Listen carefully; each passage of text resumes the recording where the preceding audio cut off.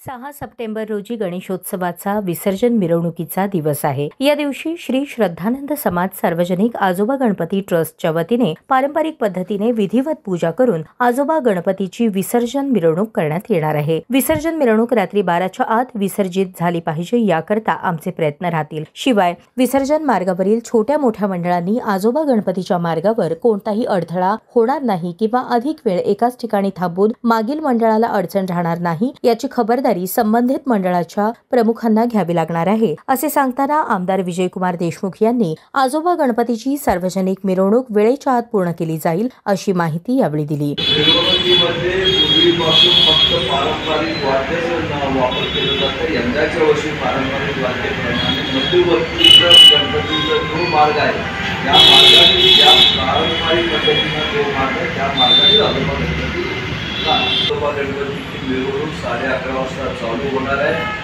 सगळ्या या सार्वजनिक गणेशोत्सवामध्ये ज्यांनी मध्यवर्ती सार्वजनिक गणेशोत्सव भाग घेतात त्या सगळ्यांना माझं आव्हान असणार आहे की त्यांनी आपली मिरवणूक वेळेवर आणि 12च्या आत केलं तर सर्वसामान्य माणसाला तिथे उभारून बघता येतो आणि त्याचा आनंद लुटता येतो आणि त्यात एक प्रकारचा भक्तिमय वातावरण असतो, त्यांनाही समाधान होत आहे आणि म्हणून लवकरात लवकर सगळ्यांनी मिरवणूक काढावी। तर 12च्या आत व्हावं म्हणूनच सकाळी 11:30 वाजता आम्ही मिरवणुकीला सुरुवात करत आहोत। समोरच्या ज्या गणपती आहेत रांगेतल्या त्या गणपती लवकर निघाले तर आजोबा गणपती त्यांच्या पाठीमागत असतो आणि त्या गणपती लवकरात लवकर निघावं यासाठी मध्यवर्ती गणेशोत्सव मंडळ त्यांनी सातत्यानं प्रयत्न करतात, पोलीस यंत्रणा प्रयत्न करतात। यंदाच्या वर्षी प्रयत्न चांगले केले तरी होऊ शकते। या पत्रकार परिषदेस ट्रस्टी उपाध्यक्ष शिवानंद मेंढके, सचिव अनिल सावंत, खजिनदार चंद्रशेखर कळमणकर, गुरुनाथ निंबाळे, राहुल कुमणे, किरण अक्कलकोटे, केदार वनारोटे, शिवानंद सावळगी, अनिल नंदीमठ यांची उपस्थिती होती।